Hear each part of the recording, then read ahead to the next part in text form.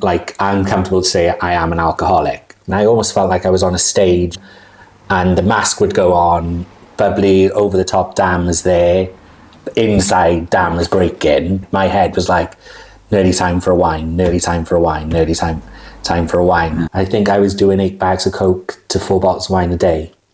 I'll just go get more drink and Coke because that's going to quieten down my head. So that was the only thing then keeping me alive. As I watched my bank hit 0, that was when it was like, it's done now, the time is up. And that's when I took myself then to end my life. What I do with the Sober Souls is just try to create a safe space for people to come. I'm going to get emotional. That, you know, it's fine, that you can just get over anything and you can get out of that black fog.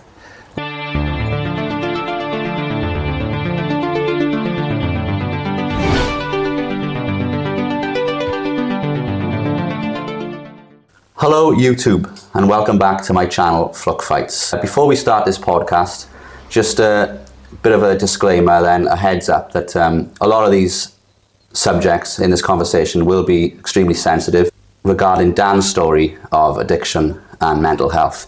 We're not here to make any kind of shock factor video or for dramatic effect, but what we are here for is, well, I'll let Dan come in here and explain sort of who you are and why you're on my podcast. Hi, so as Josh said, I'm Dan. So basically I'm on here because I just want to talk about mental health and addictions and how that goes hand in hand. Right. That the mental health feeds into the addictions. First question is probably going to be the toughest, as in probably the most long drawn out answer. You can go into as much detail as you want or can, because I know there's going to be multiple factors that are at play here, you know, going right back even. But what do you think caused your addiction or addictions? I think what caused my addictions was that I suffered, I suppose, with mental health for most of my life, on and off, and from a young age learned to hide myself well and to hide my feelings from others. I don't like people to worry about me, and I'm fine type of guy. Well, I used to be, that was my word. And I suppose that as I got older and you have access to alcohol and you have access to other things as well, you use them then to suppress your emotions and to numb what you're going through. Instead of voicing that you're in a dark place, you then use the alcohol and drugs, in my case, to numb that. Yeah, because I listened to your other podcast, which I thought Sam, he did a brilliant job with. So, you should listen to that one as well and definitely give him a follow.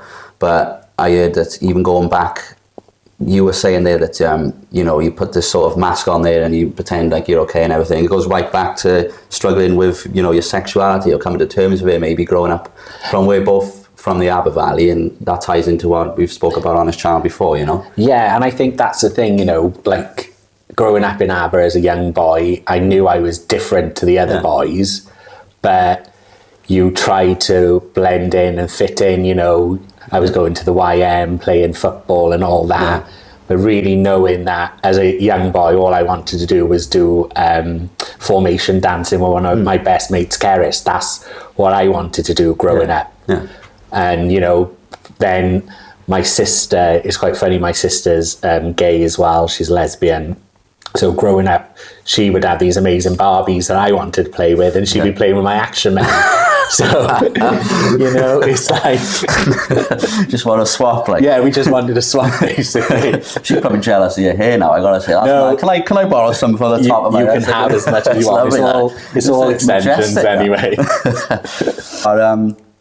So I heard, that was sort of the first thing that I thought, that's already early on in your life. But then the next thing I heard about Dan was your relationship with your father, which if you want to, you can go into sort of the relationship with your father as well. And yeah, I think like when my dad left me, my mum and my sister, it was so like a bolt out of the blue that we didn't see coming. And he then started a new life up in Merthyr. He got a new wife. She already had children. So I felt like he almost abandoned me and my sister then. Right. My mum took it extremely hard because he was her first ever everything, basically. So my mum took that hard. I then had to step up in the house, and it almost then made me, that was another factor where you hide your feelings, like, because your mum is breaking. Yeah. You then want to be strong for her. You want to be strong. I want to be strong for my sister, because my sister took it hard as well. Like, she was the two eyes of my dad.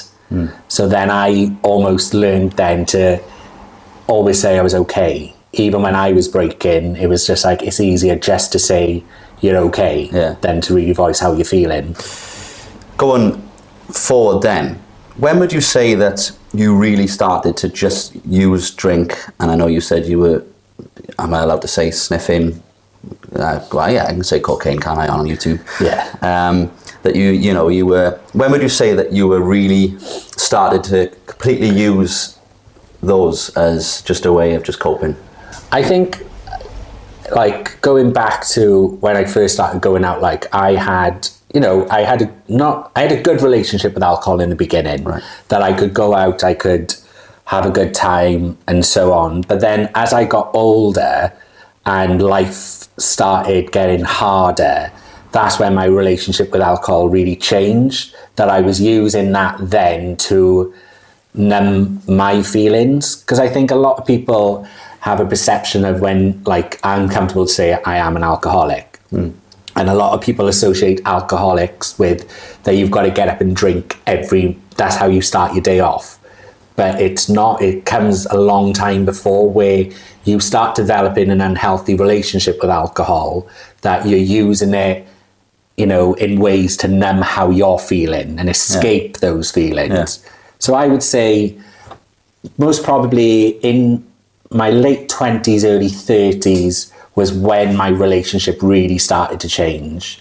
And I started to use it in excess. Right. I wasn't getting up and having to drink, but I was then starting to drink most nights. Yeah. I'd go out on the weekend and, like, my friends would order a drink. We could be in spoons. They would have a drink, and by the time they drank their drink, I've had 3 glasses of wine. Yeah, it's like you're so much more stimulated by it as well. Because I've been out with people, and they're not alcoholics, but they might not realize it. But sometimes I think these have got a drink problem, because you can just see they're stimulated by alcohol so much more. Yeah. Like you said there, the way they're reacting to it, like you said there, that you were drinking 3 glasses of wine, by the time they could drink 1, but. I heard also, Dan, that obviously you went into like a shade business, didn't you? I did, yeah. So would you say that was the peak of your sort of addictions then? Was it like? I think so, yeah. I think, again, I was fortunate to have the opportunity to go into business. He was my boss at one time. And I think as time went on and the stress of running a business, the stresses of being in a business partnership with someone who's polar opposite to you as well, I started then losing myself. I was constantly wanting to make sure everyone else around me was happy.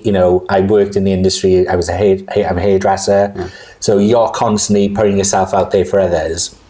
So I think what started happening then, I would go to work, be fine. I almost felt like I was on a stage, because I'd hit that front door of the salon and the mask would go on, bubbly, over-the-top Dan was there, inside Dan was breaking, and then I'd finish that last client, and even before finishing the last client, my head was like, nearly time for a wine, nearly time for a wine, nearly time for a wine. Yeah. And that's an unhealthy thing to have, that's showing that my relationship was getting worse and worse with alcohol. Yeah, so because obviously, again, people use cocaine like a recreational sort of way, like they use it on the weekend. I've seen people, I don't know whether you were using it. Was you using it at first basically to sober yourself up? Was you like trying to mask the fact? Yeah, it's a funny one with coke, because a lot of people, like you said, of people do use coke for that reason. Yeah. I think for me, I'd used coke recreationally in the past and, never had a problem with it. Yeah. But then, yeah, I think what I started doing then, although my family and friends knew a long time I had a drink problem, and they brought it up to me and so on. My sister especially was very vocal about like, you've got an issue. So what I then started doing, like you said, is in my head, I was like, right, if I buy a bottle of wine to take to work with me, and when our last client goes, if I neck that bottle of wine, I'm going to need something so my partner doesn't realise I've already had a drink. And that's when then Coke started coming into play. Right. Yeah. That I was using the Coke then to mask I've had a drink. I would buy another bottle of wine as I was driving home, rush in the house, have a quick swig, so if he gave me a kiss, he would taste the wine, but he'd already seen me drink the wine, not knowing. Oh yeah, it's mad though, the way like... You do. I think when you've got an addiction, you start trying to become... You just become... Sad things, you become a liar. You're lying to the people you love because it's easier to lie in a way than to actually say the words, I'm an alcoholic and I'm a drug addict. Yeah, I understand. So, could you put a number on how much you were actually drinking in a day and how much you were sniffing in a day? So at its peak, basically. At the peak when it got to the point where I couldn't get up and go to work, when I literally was riddled with anxiety because I was on a come down. The only thing I knew was going to make me better was that wine and the Coke. Yeah. So I would, at my peak then, what I was doing, I would wake up in the morning. I'd already text my dealer. He would leave me the Coke in at the letterbox. So I'd drive from my house in Caerphilly up to Abertrader, pick up my Coke. I'd pick up 4 bags. I'd pick up 2 bottles of wine. And then by the time my partner came home lunchtime, that would be gone. I'd then text to have more drop down to me, or if he couldn't, I would then drink, drug, drive, which is absolutely reckless, but you do it when you're in addiction. And I could have got another 4 bags too, 2 bottles of wine. So at my peak, I think I was doing 8 bags of Coke to 4 bottles of wine a day. So it was always going to come to a point then where the addiction was going to just completely take over you. I think the addiction completely took over in 2020. 2022 was where it really started to take over, but I was still managed to function as such in 2022, 2023. I was missing work here and there quite a bit. Yeah. But 2024 was when it just gripped and I wasn't going to work. I was just in my bedroom, curtains shut, drinking and sniffing. Yeah, so I just feel like, we've heard these stories before from other people and it ends one way basically where they implode, and it's well documented, Dan, that, you tried to take your life. And I mean, if you can or if you want, can you tell us the process of that? Because was it like basically that you get up one day and it's like, right, I've had it, and this is it, or was it like a longer, drawn out process for you in your mind? Yeah, I think it was a longer. I started thinking about it a long time before that day happened. I'd been put into the mental health team. But I was lying to them. They didn't know they know I was using alcohol. I never told them about cocaine. My family didn't know about the cocaine until after I went missing. But yeah, I'd already started. I was doing notes on my phone for my funeral. It was just slowly building. And the only thing that was keeping me going was I still had money. So because I still had money meant I could, when those feelings come in, that I want to kill myself, I'll just go get more drink and Coke because that's going to quieten down my head. So that was the only thing then keeping me alive, was those substances. And then as I watched my bank hit 0, that was when it was like, it's done now, the time is up. And that's when I took myself then to end my life. Well, yeah, so, but how did you basically, how do I even word this? Because again, I do apologise because I'm not used to talking at all, obviously, who is, about these subjects. So if I come across blunt or like an idiot in any way. But like, how did you try to end your life? Like, what happened that day? Or I said in another podcast, I went into Newport, I booked the hotel, and I started drinking. I was taking tablets as well to try, and that was in my head the best way to do it. I had knives on me, because in my head I was going to slit my throat and so on. But thankfully, none of it didn't happen. I woke up the next morning, early hours of the morning, from whatever, let's put it that way, and realised that is that a sign? Should I still be here? And I then I was thinking, no, I can't be here. I hate myself. My family are going to hate me. Like, I put them through so much. And then I went to pick a knife up to slit my throat. And I said to my dad, who's passed away, if you don't want me to do this, you're going to have to do something. And as I went to grab the knife, it was as if someone slapped that knife out of my hand. And that was the point where then I was like, right, I need help. Yeah. So I rang then my boyfriend, told my boyfriend where I was, and then that was the start of, it was a start of it then, a really tough couple of days and very hard conversations.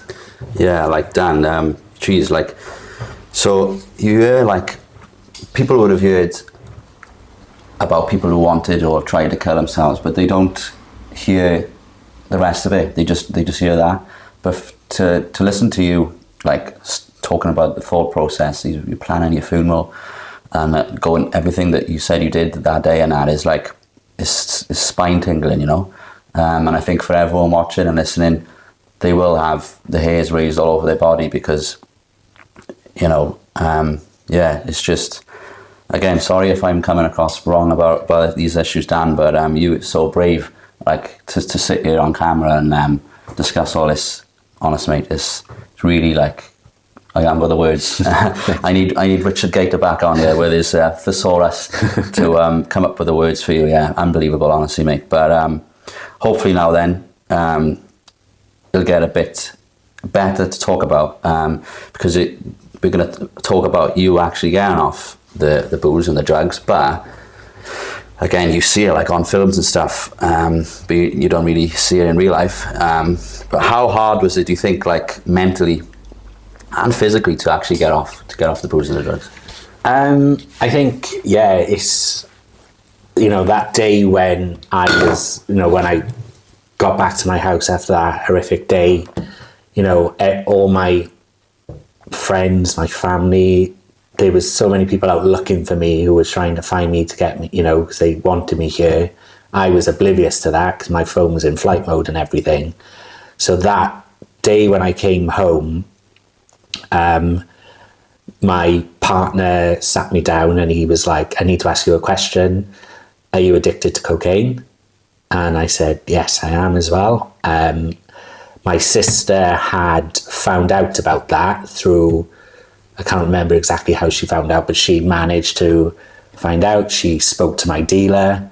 He said to her about the level of addiction I was in, how he tried to stop me actually having it and so on.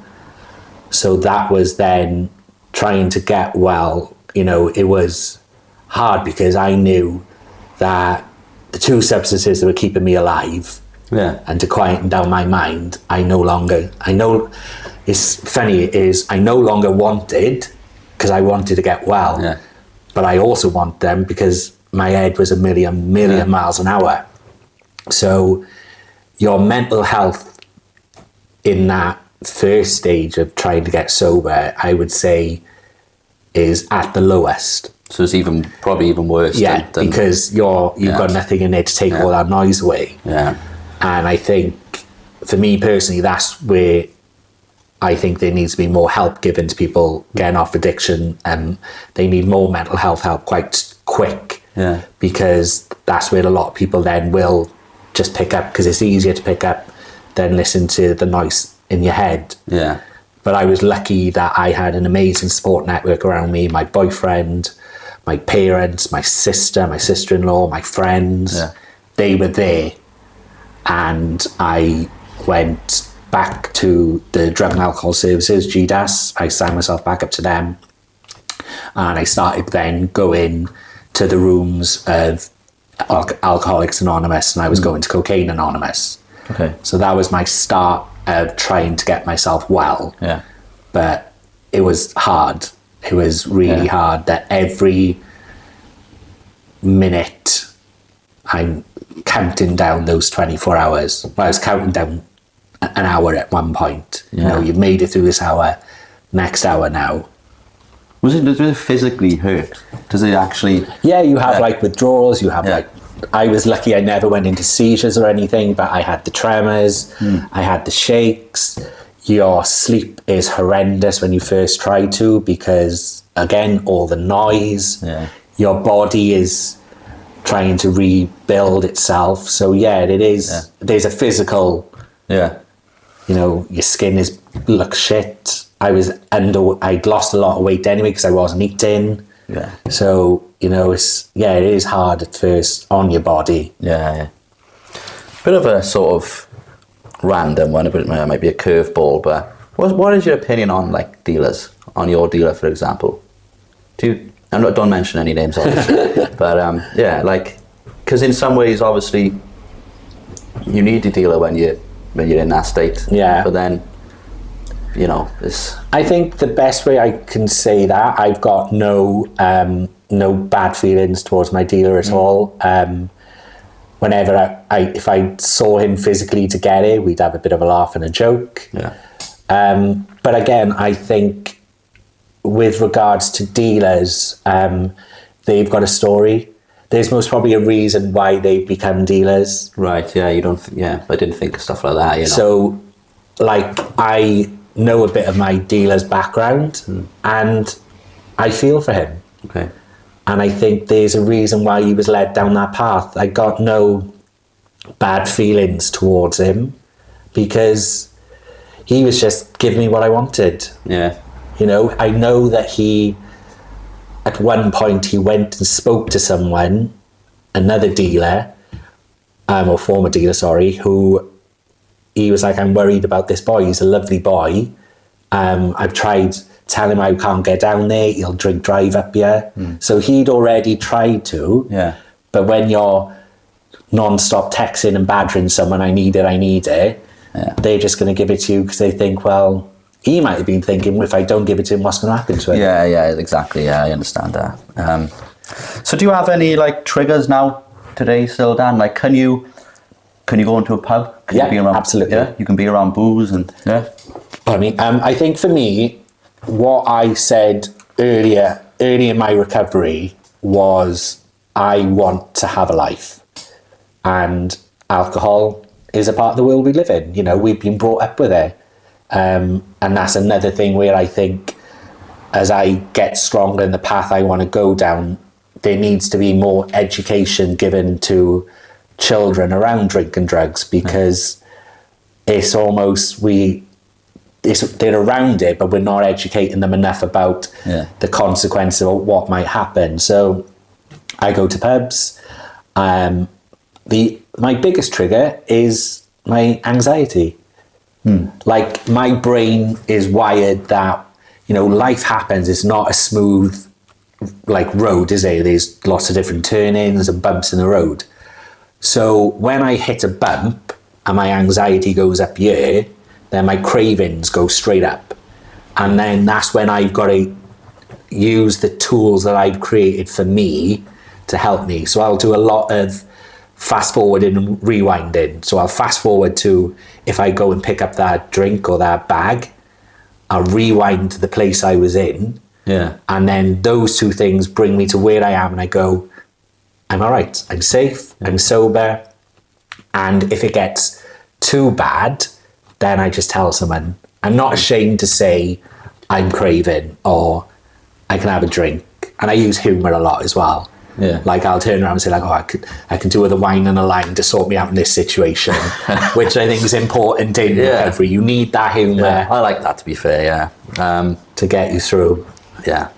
So, obviously, you're a year sober now, Dan, I think it is? I am a year sober, yes. But when would you say, like, what's the timeline? When would you class yourself as sober? Or when does someone class themselves as sober? I think there's so many, I've done a video about this not so long ago, and like I said earlier, I was going to the rooms of Alcoholics Anonymous and Cocaine Anonymous, and I had to leave them. I realised there wasn't a safe environment for me to continue my recovery. There was too many things I disagreed with what I witnessed and how they teach and say about addiction. So I think I would say to someone, you're sober after 24 hours. You know, that's someone who's been 24 hours sober is no different to me who's been a year sober. Right, okay. So I take my hat off. If someone can get themselves 24 hours sober, I think that's amazing. Yeah. It's then for me, what I say with sobriety is about being emotionally sober. Like, we can't control our emotions. We're filled with them. We're human beings. So we've got to accept them and not let them control us. And for a long time, when you're letting those emotions control you, so that's when you start using stuff to numb them, that's when things start going out of hand. So now I've got to learn to sit with my emotions, my feelings. Yeah, I agree with that, Dan. I mean, again, lucky enough, I've not been had any battles with addiction, but then we're all addicted to something when you think about it. Like, it's just, luckily enough, some of the things we're addicted to are not as detrimental. I'm addicted to sugar. Everyone's addicted to sugar. Imagine trying to get off that. That's the biggest one. That is the biggest addiction in the world is sugar. Yeah. And that's the thing, isn't it? I think, I say, if you're using something to escape your feelings, then whatever that is going to be negative, because that's what you want to do. I think what I see a lot with people in recovery, they start getting fit. They start going to the gym. And that's great, it's a good thing to get fit and stuff. But when you listen to them, what a lot of them will do is they will start having a bad day. I'm going to go to the gym. But then that's just escaping your emotions. That's distracting you from, you've got to be able to go, I'm having a bad day. It's okay to have a bad day. Yeah. And go, what can I do about it? Do I need help to overcome this bad day? Yeah. Is it actually not as bad as I think it is? Yeah. And I think that's the thing, like with drink and drugs, they're those, like you said, they're detrimental, and they physically ruin lives, and they can take lives. But there's a lot of other addictions out there as well that don't get talked about as much. Tell you what, a big one is that, because again, believe it or not, people do use these, like, probably hypocritical because people will be watching us on their phone or whatever, but the dopamine hit that people get just doom scrolling, that's a massive one, I think, nowadays. A phone addiction is... Yeah, it is, and that's the thing, when dopamine is, with addiction, there's a lot of, so ADHD and addiction are very linked now. There's a massive link between them because of someone with ADHD or ADD. The receptors in your brain are not hitting the dopamines like they should. It's not giving you the right signals. Okay. So when then you have a drink or you have a line of cocaine, you get such a massive dopamine hit that part of your brain there gets hijacked. The frontal lobe, as they call it, yeah. So like when I said earlier, I would have 3 drinks to my friend's 1 drink, that's because after that first drink and that hit, that's gone. Yeah. And I think, nowadays we got more and more children are getting diagnosed with ADHD, but they're not getting told enough about what actually can happen to them. There needs to be then more education given in schools. Especially I would say like rugby clubs and football clubs, that's got a big drinking culture around it, a big coke culture around those now. And I think that's why then these younger kids are getting addicted to, ketamine is another massive epidemic around here. You know, ketamine is huge in Caerphilly. Is it? Yeah, absolutely huge. The amount of kids who are taking it, it's scary. But I think there's not enough education given to kids in these environments they go into, in schools, in football clubs, rugby clubs, and other things, to actually educate them. If you've got ADHD, you're more likely to develop an addiction. Yeah. If you've got a family member with an addiction, you're more likely to develop it. Yeah, and that's what needs to be given, that education to kids. I 100% agree with that what you just said there, because it does, you see families and very often the grandfather and then the son and Yes, it's massive in my genetic. Yeah, my paternal side, my dad's side, alcoholism was massive. Right. Yeah. So it's definitely, I somehow went down that route. My sister has never had an addiction to anything. Oh, she used to smoke, but that was, I suppose that is one. Yeah. But it is interesting then why I went down the route of the alcohol compared to my sibling. Yeah. So you started your group, Dan, the Sober Souls. What is that like? Because again, you see it like on TV and stuff for someone like me, and you see like the whole like I'm Josh and I'm an alcoholic kind of thing. And is that just like a stereotypical session, or what goes on in these sessions? So that would be the rooms of AA. That's where you first went. That's where I first went. So that is true. What you see on telly, you will be in a circle or around a table, and you will have someone come in to speak. But every time you want to speak yourself, you've got to refer to yourself as, I am Dan, I'm an alcoholic. Right. Which I think it's quite negative, because to keep calling yourself that, like, I'm fully aware that I'm an alcoholic, but I'm just Dan. Yeah. That's one part of me. I'm gay, I'm a hairdresser, I'm this, I'm that, but I'm just Dan. Yeah. So when I meet people, so with regards to my Sober Souls group, they are nothing like the rooms of AA.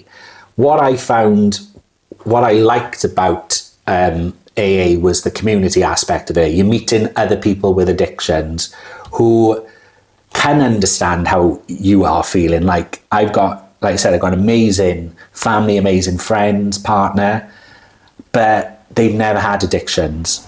So they can't get there. And when I say I'm craving, and they're very like, they will always say to me, if you're ever craving, don't be ashamed of it. Tell us, and we'll help you, come and sit with you, and so on.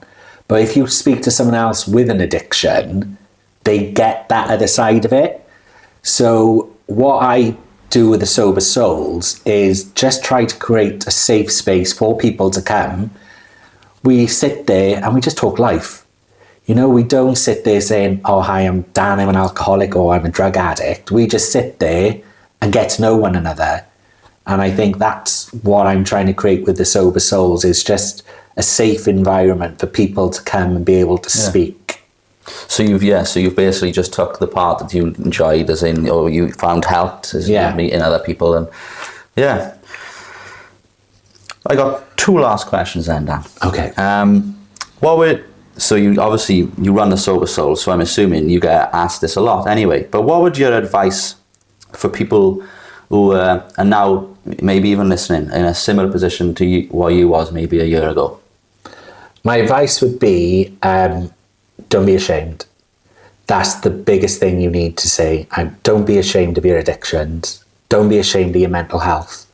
Don't be ashamed of the trauma that you've been through in life that have led you to have addictions.